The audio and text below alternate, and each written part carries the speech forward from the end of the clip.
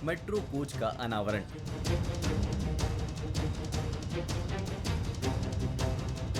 Shivraj cabinet का विस्तार।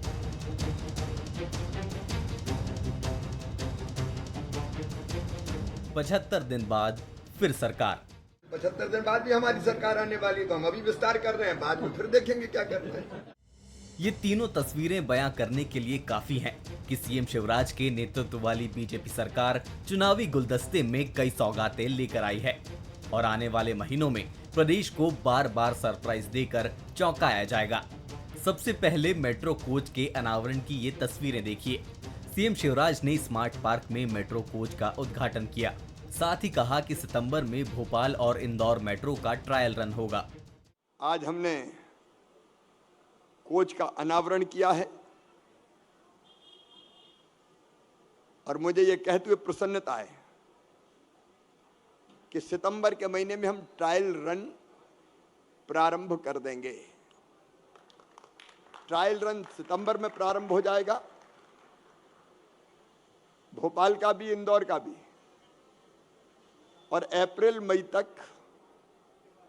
विधिवत रूप से मेट्रो रेल चलने लगेगी। वहीं मध्य प्रदेश की चुनावी रणभेरी बजने से पहले शिवराज कैबिनेट में विस्तार बताता है कि चुनावी समीकरणों को साधने में बीजेपी कहीं कोई गुंजाइश नहीं छोड़ना चाहती।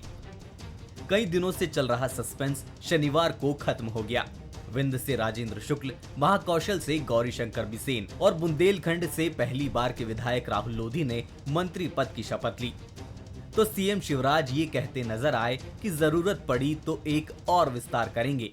75 दिन बाद भी हमारी सरकार आने वाली, तो हम अभी विस्तार कर रहे हैं, बाद में फिर देखेंगे क्या करते हैं। उसके बाद भी हम ही आने वाले और जरूरत पड़ेगी तो एक विस्तार और करूंगा। अभी कांग्रेस पर निशाना साधते हुए सीएम शिवराज पहले भी कह चुके हैं कि कांग्रेस देखती रहे, हम क्या करने वाले हैं।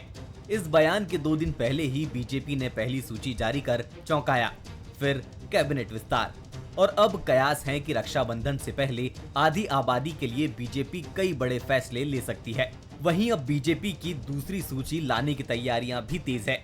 तो सितंबर में पीएम मोदी का एमपी दौरा कई सौगातें साथ लेकर आएगा। हालांकि कांग्रेस इस सरप्राइज एलिमेंट को अपने नजरिए से देख रही है।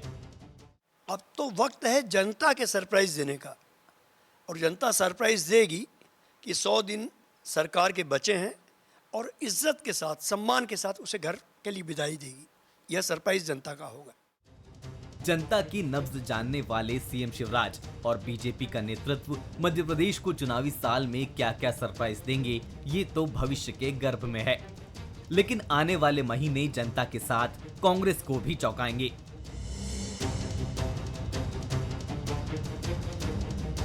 बंसल न्यूज के सवाल नंबर 1, चौंकाने में माहिर बीजेपी क्या चुनाव तक और भी सरप्राइज देगी? सवाल नंबर 2, मेट्रो के बाद बीजेपी के पिटारे में क्या और भी चौंकाने वाली सौगातें हैं? सवाल नंबर 3, क्या बीजेपी उम्मीदवारों की दूसरी लिस्ट में भी चौंका सकती है? नमस्कार, मैं हूं शरद द्विवेदी और हमारा आज का मुद्दा है मेट्रो की रफ्तार, सरकार का विस्तार। अब हम आपके लिए और थोड़ा जल्दी आएंगे। डिबेट का ये कार्यक्रम आप बहुत पसंद करते हैं और इस समय पर, जो पिछले समय से 1 घंटे पहले का समय है, हमें उम्मीद है कि यहाँ भी आपका वही प्रेम और आपकी वही रुचि इस कार्यक्रम को लेकर हमें मिलती रहेगी।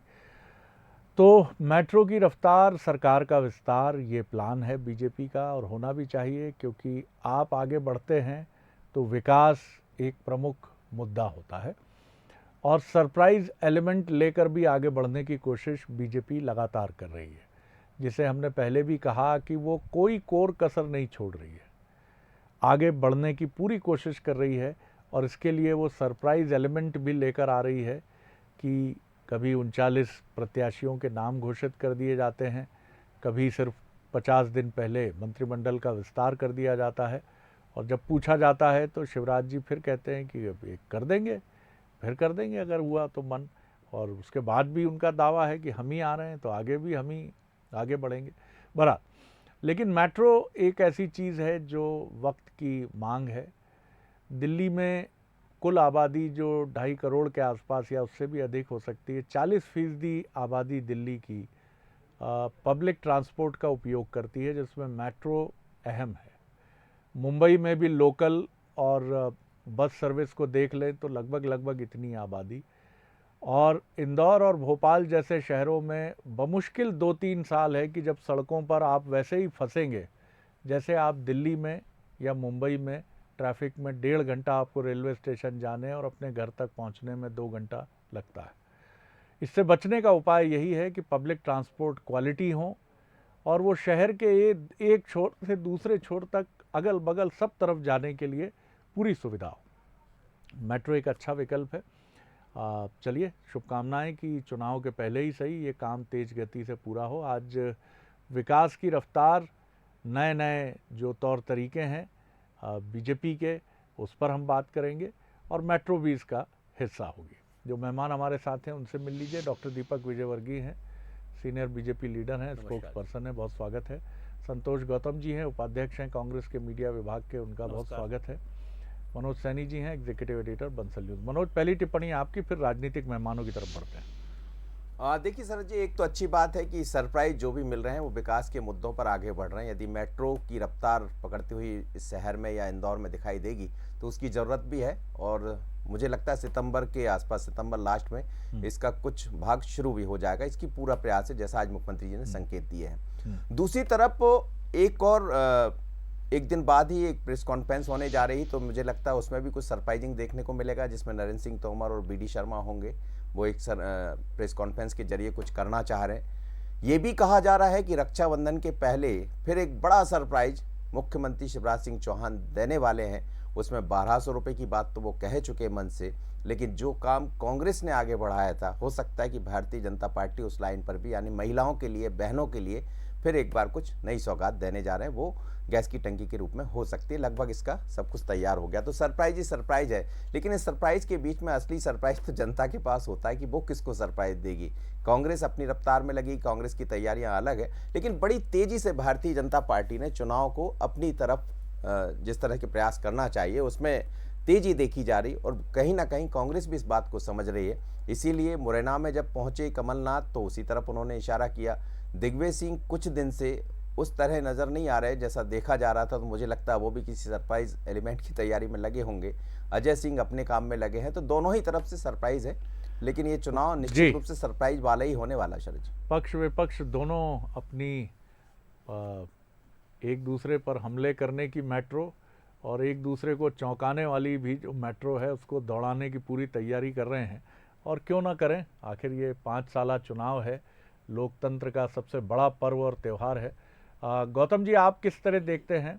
भारतीय जनता पार्टी की कोशिश है, जो सत्ताधारी दल भी है मध्य प्रदेश में, कि न सिर्फ वो राजनीतिक सरप्राइज लेकर आए, जैसा उसने 39 प्रत्याशियों की सूची घोषित कर दी, विस्तार कर दिया, बल्कि विकास के भी वो ऐसे काम लेकर आए कि जिससे जनता के मन तक पहुंचने की कोशिश करे। कितनी कामयाबी होगी ये तो नतीजे बताएंगे।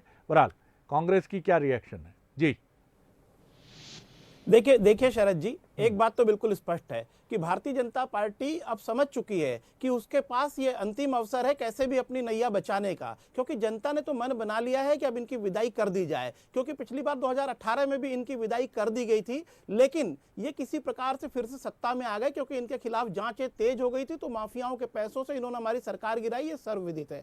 और दूसरा, इनके पास कोई विजन है नहीं। विजन अगर होता तो ये मेट्रो का विजन 18 साल के जो शासनकाल शिवराज सिंह का चला उसमें क्यों नहीं आया? जब कमलनाथ जी मात्र 1.5 वर्ष के लिए इस प्रदेश के मुख्यमंत्री बने तो इस मेट्रो की जो आधारशिला है वो वस्तुतः कमलनाथ जी ने रखी थी। तो इनके पास कोई विजन नहीं है। अगर शिवराज सरकार के पास कोई विजन है तो वो विजन है व्यापम में पैसा खाने का, ई टेंडरिंग में पैसा खाने का, मध्याह्न भोजन में पैसा खाने का, और इसके साथ ही नर्मदा के अवैध उत्खनन का। तो इनके पास कोई नया विजन नहीं है। इनके पास है लूटो और कमाओ योजना का विजन। तो केवल इस विजन के आधार पर सरकारें नहीं चला करती, प्रदेशों के विकास नहीं हुआ करते। अच्छा है, कम से कम कमलनाथ जी ने उस समय वो आधारशिला रख दी, तो आज मेट्रो के रूप में मध्य प्रदेश को ये सौगात मिलने जा रही है। तो इन्होंने चाहे 39 टिकट घोषित करके कांग्रेस को सरप्राइज करने की कोशिश की हो, लेकिन उल्टे सरप्राइज इनको मिले हैं। अधिकतर सीटों पर इनके प्रत्याशी जो घोषित हुए उनका तगड़ा विरोध है। तो मैं ये कहना चाहता हूं कि अभी तक सबसे बड़ा गुट था शिवराज का गुट था, उसके बाद महाराज का गुट था, लेकिन अब महाराज और शिवराज दोनों गुट से छिटक कर लोग नाराज गुट को तेजी से ज्वाइन करते जा रहे हैं। और नाराज गुट इतना बड़ा गुट हो गया है कि भारतीय जनता पार्टी को सबक सिखाने के लिए कांग्रेस की आवश्यकता ही नहीं है। नाराज गुट अपने आप इनको सबक सिखा देगा। और दूसरा, जनता तो तैयार बैठी है, जनता तैयार बैठी है कि अब जितनी भी ये इस प्रकार की बातें हैं ये करना बंद कीजिए कि राजेंद्र शुक्ल को भर्ती करने से विंध्य का विकास हो जाएगा या गौरी शंकर बिसेन को करने से बालाघाट का विकास हो जाएगा। भाई साहब, आप लोग ये विकास की अवधारणा पहले क्यों नहीं लाए? अगर 6 महीने साल भर पहले भी लाते तो हम समझते कि विंध्य के प्रति आप चिंतित है, जहां से आपको पिछली बार बंपर सीटें मिली थी। मैं कह रहा हूं ये केवल अपनी जो आखिरी जो कवायद है वो करने की कोशिश कर रहे हैं। जो मंत्री भी हैं ये सोच रहे हैं कि बंदरबाट में हमें भी हिस्सा मिल जाए, ऐसा ना हो कि कारवां लुट गया और गुबार देखते रहे वाला हाल हो जाए। तो अंतिम समय पे ये भी अपना थोड़ा सा परसेंटेज उस हिस्से में, लूट के हिस्से में से चाहते हैं। आप लोगों के वक्तव्य को जब भी हम सुनते हैं, ऐसा नहीं कि सिर्फ कांग्रेस या सिर्फ बीजेपी, तमाम पार्टियों के, तो कई बार ऐसा समझ में नहीं आता कि बीजेपी कई बार कहती है कि पिछले 50 साल में क्या हुआ, कांग्रेस कहती है मध्य प्रदेश में कि बीते 17-18 सालों में क्या हुआ। अरे भाई, आप दोनों को चुनने वाली जनता है। जनता के मंतव्य पर तो सवाल खड़े करके इस तरह से कि ऐसे सरकारें नहीं चलती हैं, ऐसे नहीं होता है, जनता के जनादेश पर प्रश्न मत खड़े करिए, अपने को बेहतर करिए। जनता की विजडम, उसकी बुद्धिमत्ता पर सवाल मत खड़े करिए कि ऐसे सरकारें नहीं होती हैं, वैसी सरकारें नहीं होती। जनता कोई गलती नहीं करती है, जनता अपनी विजडम से, विवेक से सरकारें चुनती है। डॉक्टर दीपक विजयवर्गीय, देखिए, ऐसा है कि कांग्रेस पार्टी पिछले 3.5 सालों में अपनी जो उनकी मानसिक स्थिति बिगड़ गई थी उससे उबर नहीं पाए हैं। पहली बात तो यह है कि उनकी सरकार गिरी, उनकी पार्टी के 22-23% विधायक, मतलब 24 विधायकों के आसपास उन्होंने इस्तीफ़ा दे दिया और ये कह के दिया कि कमलनाथ जी की सरकार लूट और झूठ की सरकार है, कमलनाथ जी की सरकार रेत उत्खनन में लगी है, कमलनाथ जी की सरकार भ्रष्टाचार को उद्योग बनाने में लगी है। ये कांग्रेस के जो तत्कालीन मंत्री थे, सज्जन सिंह वर्मा जी, गोविंद सिंह जी, उमंग सिंगार जी, ऐसे तमाम मंत्रियों ने पब्लिक फोरम पे इस तरह की बात कही थी, कमलनाथ जी की सरकार के दौरान काम कुछ नहीं हो रहा है और लूट खसोट हो रही है। उसी से नाराज़ होकर कांग्रेस पार्टी के 2 दर्जन विधायकों ने इस्तीफ़ा दिया और इनकी सरकार चली गई। दुख की बात यह है कि इससे कोई सबक नहीं लिया इन लोगों ने, और 3.5 साल में किसी भी फोरम पर आप कांग्रेस के नेताओं से, कांग्रेस के प्रवक्ताओं से जैसी चर्चा शुरू करो तो इनका दुख और पीड़ा जो सरकार खिसकने की वजह से, इनके नीचे की ज़मीन खिसकने की वजह से जो पैदा हुई है, वो अभी तक नज़र आती है। बेहतर ये होता है किसी भी राजनीतिक दल के लिए, किसी भी व्यक्ति के लिए, कि उससे आपने क्या लेसन लिया है। मैं नहीं समझता कि अभी भी कुछ सीख पाए हैं। कांग्रेस पार्टी को ये समझना चाहिए कि 2018 में भी इनको भाजपा से ज़्यादा वोट नहीं मिले थे, और 2003 में, 2008 में, 2013 में भाजपा को जो भारी बहुमत मिला था उसकी वजह विकास के एजेंडा है। और इस विकास के एजेंडे को अगर ये नकारना चाहते हैं तो फिर इसका कोई इलाज नहीं, आप देखना ही नहीं चाहते किसी चीज़ को। लेकिन इनको 2003 के पहले जब दिग्विजय सिंह जी की सरकार थी तो उस सरकार के मुखिया दिग्विजय सिंह जी के बयानों को ध्यान में रखना चाहिए। उस समय दिग्विजय सिंह जी ने कहा था कि भैया विकास से चुनाव नहीं जीते जाते, चुनाव मैनेजमेंट से जीते जाते हैं। और इस सारी बातों को जनता ने गांठ बांध लिया कि कांग्रेस पार्टी का विकास से कोई लेना देना नहीं है। कांग्रेस पार्टी को अगर सत्ता में बिठा दिया एक बार तो फिर वो इलेक्शन मैनेजमेंट के चक्कर में रहती है और ऐसे ऐसे काम करती है कि एक 3 कमरों के मकान में 1500 वोटर कैसे रह सकते हैं और फर्जी वोटिंग कैसे कराई जा सकती है। जनता ने वो सारी चीज़ देखी हैं, 50 साल तक देश में देखा है और मध्य प्रदेश में भी 45 साल तक देखा है। और उसके बाद जनता ने ऐसा खारिज किया कि कांग्रेस पार्टी के पास फ्रस्ट्रेशन के अलावा कोई काम नहीं है। आज भारतीय जनता पार्टी की जो घोषणाएं होती हैं उससे अगर कांग्रेस को आपत्ति है या सरप्राइज से आपत्ति है तो मुझे इतना ही कहना है कि क्रिकेट में एक जो है टेस्ट मैच का दौर होता था, फिर उससे छोटा मैच का दौर है, अब 10 ओवर के मैच का दौर आने वाला है। उस 10 मैच में जीतो या हार बहुत तेज़ी से करना पड़ता है। तो भारतीय जनता पार्टी का जो सिस्टम है वो बहुत फास्ट है। फास्ट ऐसा है कि हमारे पास रोज़ फीडबैक आता है, मुख्यमंत्री जी के पास रोज़ फीडबैक है कि किस क्षेत्र की जनता क्या चाहती है और हम उस पर अमल करते हैं लगातार। आप देखेंगे कि मुख्यमंत्री जी ने पिछले 20 साल में हर दिन जनता की जो अपेक्षाएं हैं उस पर कुछ ना कुछ कहा है, और जनता की जो अपेक्षाएं हैं वो साल भर में, 6 महीने में, कभी कभी 2 महीने में, कभी कभी 2 दिन में पूरी होती, जैसे भी पूरी हो सकती है। अगर हमारे पास कोई फीडबैक आया है कि राजेंद्र शुक्ला जी को मंत्री बनाने के लिए जो विंध्य की जनता है बहुत आतुर है, बहुत आग्रह है उनका, और इसी तरह बाकी 2 मंत्रियों के बारे में भी है, तो उस फीडबैक के आधार पर हमने फैसला किया है। अब उसमें कोई नकारात्मक टिप्पणी करने की वजह नहीं है। आपके पास जो भी मुद्दे हैं उनको लेकर जनता के बीच में जाइए, लेकिन जिन्होंने शपथ ली है और सरकार ने कोई काम किया है तो सरकार को बधाई दीजिए, ये अच्छे विपक्षी दल का काम है। मनोज, महत्वपूर्ण बात यह है कि दोनों ही पार्टियां ना घोषणाएं करने से पीछे हट रही हैं, लोक लुभावन घोषणाओं की अगर हम बात करें, बल्कि मैदान में पसीना बहाने के साथ साथ लगभग सर्वे के एक जैसे मैकेनिज्म के साथ आगे बढ़ रही हैं। बीजेपी रूलिंग पार्टी है, इसलिए उसके पास विकास के कामों की फहरिस्त भी है और नए कामों की घोषणाएं करने का अधिकार भी है सत्ताधारी दल होने के नाते।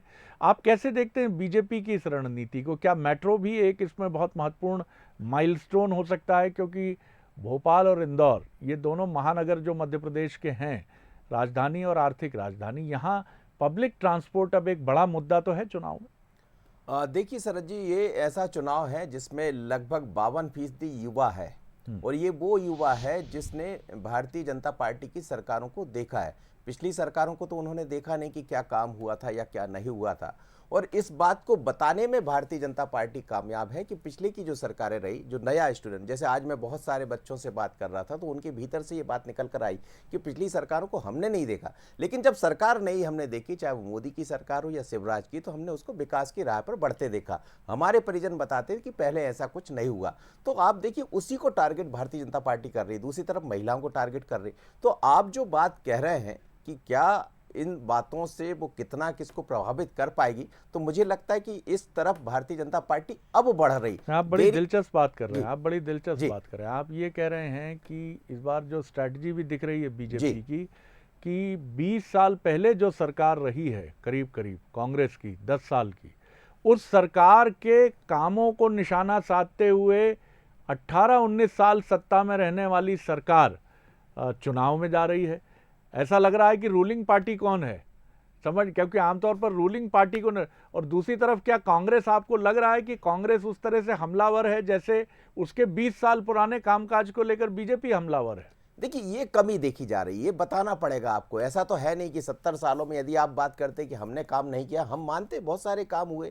यदि 9 रत्नों की बात होती तो भारतीय कांग्रेस की सरकारों में हुए। कांग्रेस ने, ऐसा तो नहीं जवाहरलाल नेहरू से लेकर बाकी लोगों ने काम नहीं किया, तमाम काम ऐसे हुए हैं। लेकिन बताने की क्रिया या बताने की कला किसके पास है, तो वो उसमें भारतीय जनता पार्टी माहिर। आप देखिए कि जन आशीर्वाद यात्रा जब बीजेपी की निकल रही होगी तो हर जन आशीर्वाद यात्रा में एक केंद्रीय नेता क्या किया है उसने, वो बताने वाला है। मोदी, यदि 10 लाख लोगों के लिए एक बात रखी गई है कि महाकुंभ होगा भारतीय जनता पार्टी का, तो महाकुंभ में वो सारा रिकॉर्ड लेकर मोदी पहुंचेंगे केंद्र और राज्य की सरकारों का। तो ये बताने का प्रयास, और वहां भी निशाना वो वही स्टूडेंट होगा। तो मुझे लगता है कि ये कांग्रेस को भी करने की जरूरत है, कांग्रेस कर रही है। तमाम कमलनाथ जी जैसे विजनरी व्यक्ति बैठे हैं, उनके पास कोई कमी नहीं है। निश्चित है कि सर्वे, जिस सर्वे की आप बात कर रहे हैं, वो कांग्रेस भी उस सर्वे पर चल रही, भारतीय जनता पार्टी भी सर्वे कर रही, और इसीलिए आप देखिए महिला भी निशाने पर है और युवा भी निशाने। देखिए, ये एक तरीका है जिसको राहुल जी की यात्रा के समय कांग्रेस ने शायद समझा, मनोज, बेहतर तरीके से, कि आप यात्रा, जिसको पॉलिटिकल, माफ कीजिएगा, समीक्षक पॉलिटिकल इवेंट भी कहते हैं,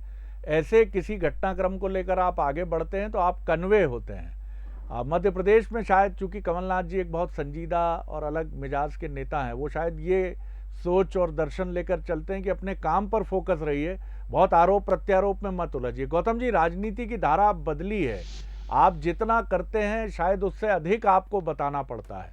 आप चाहे सत्ताधारी दल हो चाहे विपक्ष में हो, सोशल मीडिया तमाम तरह की चीज़ों में आपको अपने को बहुत बेहतर तरीके से प्रस्तुत करना होता है। क्या इस चुनौती पर कांग्रेस खरी उतर रही है?